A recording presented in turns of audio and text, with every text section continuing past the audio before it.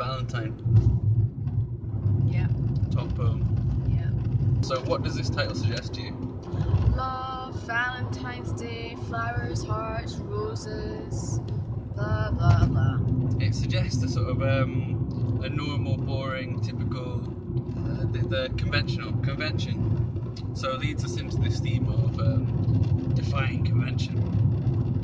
Not a red rose or a satin heart. Cool. So conventional things that you would associate with love and Valentine's Day. But here Duffy is saying not those things. And as well, Duffy's not saying, she is getting a speaker to say not a red rose or a satin heart. Yeah, so this is a persona. It's not Duffy speaking. It is a person speaking to their loved one. We don't know what the relationship is between them. Are they in a relationship? Is it they've loved them from afar? Is it a relationship with lots of fights? Either way, relationship. Is it a stalker? Do do do do do. I give you an onion. Yeah, so that's kind of a wee end stop line there to sort of stop you in your tracks. What? Because let's face it, if you thought you were getting a nice present from somebody and they give you an onion, you'd be like, hold on, mate, what are you playing at? Oh, I've got a present for you. Exactly. I've got a present for you. I give you an onion. A bit like Hathaway's bed, actually. Where it's like, oh, the second best bed, great. Oh yeah. So basically, it's the literate present that you have to explain to someone to like it.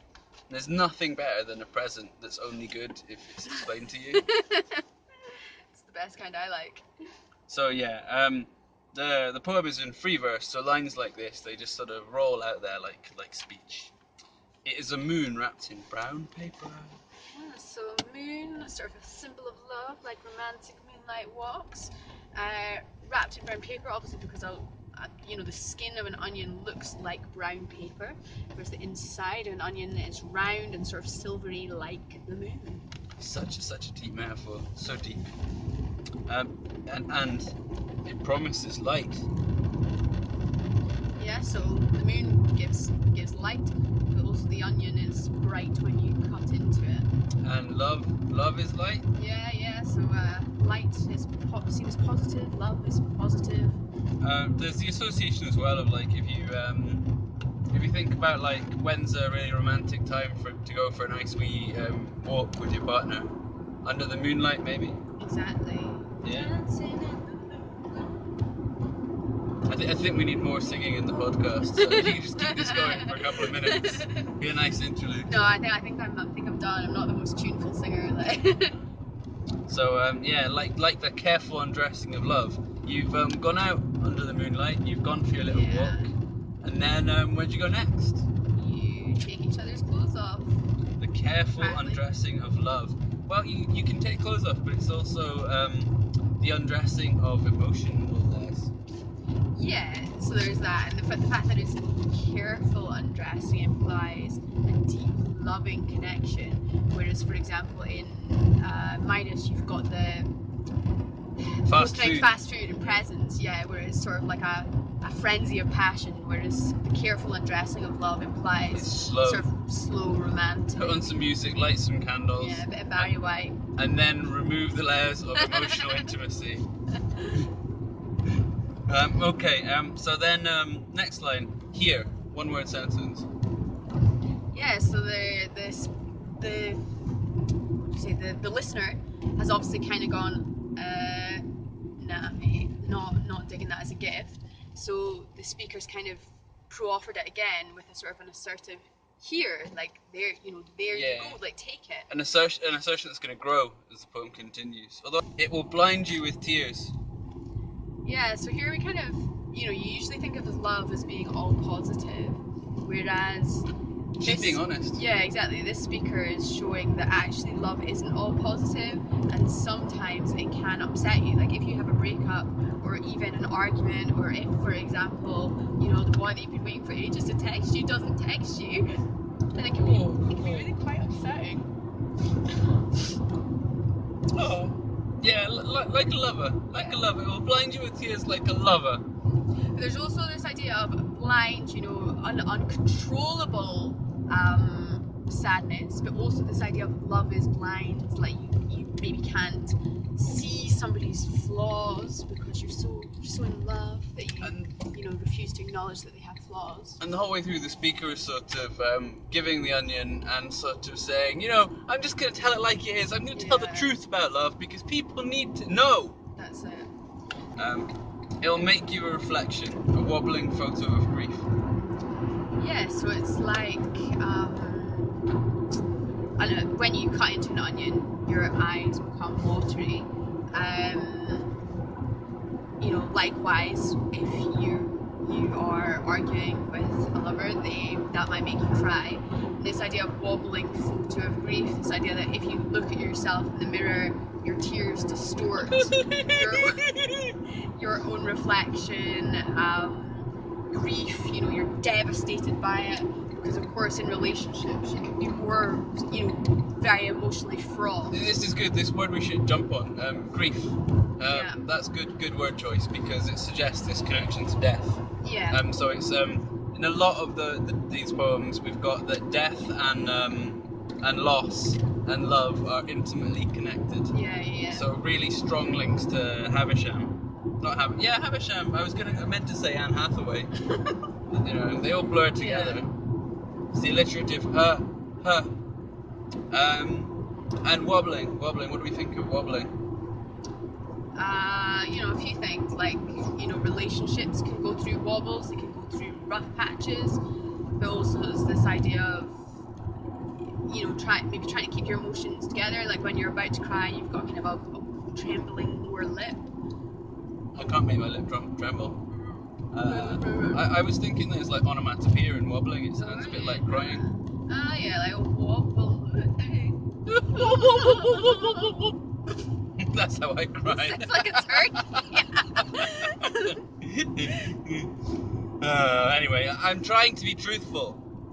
Yeah, so obviously again the listener is kind of going, OMG, WTF, like, what is this person doing? Why is he giving me an onion? This isn't the watch I was expecting. So he's been like, no, look, I'm trying to tell you the truth about love. I'm not trying to just paint it all as flowers and roses and hearts. I'm trying to, you know, be honest about the fact that there are two sides to a loving relationship, the good and the bad. Yeah. So this is a consistent idea that she's gonna be honest. She's gonna finally someone's gonna cut through all the lies and tell the truth about love. It's about time. Awful. But it's sometimes good. You're just setting yourself up for heartbreak. But sometimes it's okay. Sometimes. So men are scum. It's better you learn now. Not a cute card or a kissogram. So again, back to the conventional symbols of love and saying not those things. Like, I don't want to give you those things because they're too sort of normal or too, you know, they don't actually represent love in any meaningful way. Yeah, cute card, red rose, bit of alliteration there. Yeah. Kissogram. Some of the kids don't know what a kissogram is. I have to say, I don't really. Like, I remember when I was at school, our S6s did like this Valentine's kissogram thing where you had to, you paid like 50p and that would go to charity, and then the S6s would go around and kiss on the cheek the boy or girl of your choice and give them a message. Is that what a kissogram is? Yeah, it's the sort of thing that I know it exists, but I've never seen it in real life. Okay. But yeah, so basically, sending someone else to kiss them. I give you an onion. So again, he's saying like, there you go, there's your onion. Just take it, because this is actually quite a sound gift. Repetition of key ideas. It's interesting. You say he. I usually say she when I'm thinking this poem. Do you? It's interesting because we don't know. We just don't. Yeah, you don't know that. It's fierce kiss will stay on your lips. Yeah. So it's the idea that, you know, fierce word choice has two kind of connotations. It can either mean, you know, aggressive. So the kiss might be aggressive, or I don't think I've closed my door properly. Hold on. There we go. Oh, remember, guys, safety first. Close your door properly. So what did I say? It could be aggressive, but it could also mean sort of passionate as well. So it's a little bit ambiguous because you don't know whether they're talking about this kiss as being angry or feverish. The fever. There is a growing intensity here, certainly. Yeah. And if you think of onions, if you eat onions, if you eat a raw onion, then go and kiss someone and see what they say. And that'll tell you everything you need to know. Anyway, possessive and faithful. So kind of two things there. Sort of possessive has kind of negative connotations, whereas faithful has positive. It's oxymoronic, isn't it? Yeah, exactly. Because you want someone to be faithful to you, but possessive, you don't really want them to be possessive over you. Like that's like too much. Like they're trying to control you. But that's like the taste of an onion in that like if you ate a raw onion, like the taste would cling around for ages. So the disparate sides again: honesty, possessive, and faithful, as we are emphasizing. Aww. Yeah, these 3-word lines, emphasizing that they're the many nuances of love. For as long as we are. So maybe they're like, similar to love vows, like until death us do part kind of thing. Or, could that be the slight hint of threat, like for as long as we are, like we might not be much longer. Yeah, so there's a lot of story here, but you have to read it between the lines. Not that there's literally a story between the physical lines on the page. No. Don't take anything we say literally because we're English teachers. Okay, take it. Yeah, so here, listeners still being like, look, come on, this must be a joke. I'm not taking this scabby onion. But the speaker's like, no, take it. Like, where's my red rose? Where's my satin heart? Where's my kissogram? Shut up! You're gonna have this onion. And you will like it, and I will tell you why. You like it because it really symbolizes love. See, it's platinum loops shrink to a wedding ring. So, I mean that sounds like, maybe actually the speaker's being nice, like, suggesting, in future, if this all goes well, we might get married. I might give you a ring. So similar to like the loops in the onion, get smaller and smaller until it's about ring sized. Cut open an onion later. Have a look for yourself. We'll have quite the time. But then also shrinks the idea of like closing around you, like trapping you in. Snares. Like the ring gets smaller and smaller. That's not a ring. That's a ring. Don't swear at the pupils. Yeah, so it's the idea that, now Mr. Pollard, he's got his ring, he's trapped, he's stuck. It's over for me, guys. It's over. If you like.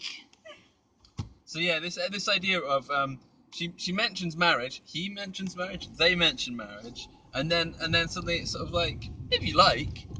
So is the implication that they would do that because they like these traditional ideas, and they're saying, I'm very modern, I cut through the nonsense, I'm really honest about love, and I tell it what it's really like, but you like marriage, and so for you, I'd get a wedding ring, and I'd do that for you.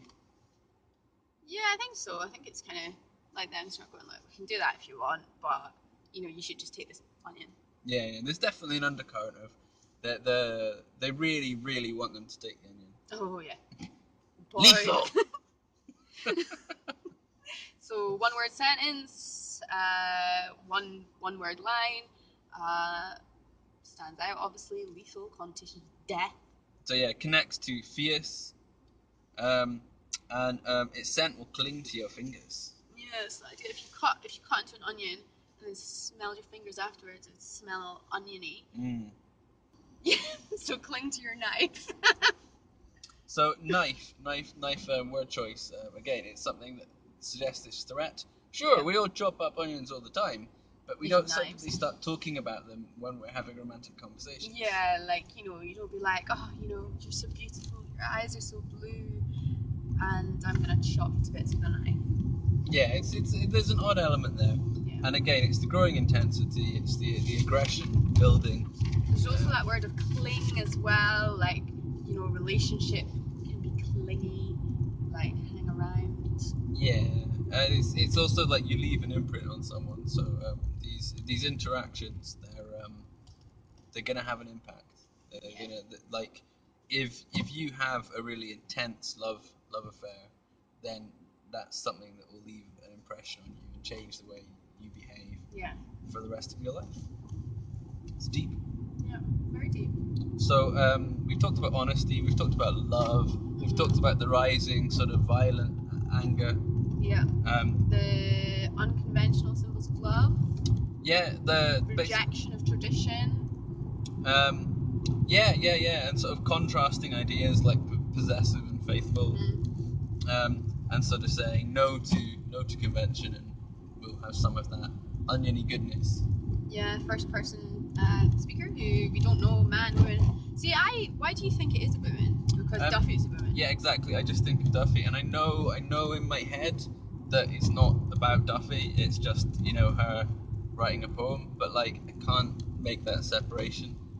See, I just always think that most violent acts are committed by men, so I'm just being very sexist here. You're just being presuming. realistic. Yeah. Nip this in the bud now. See you later.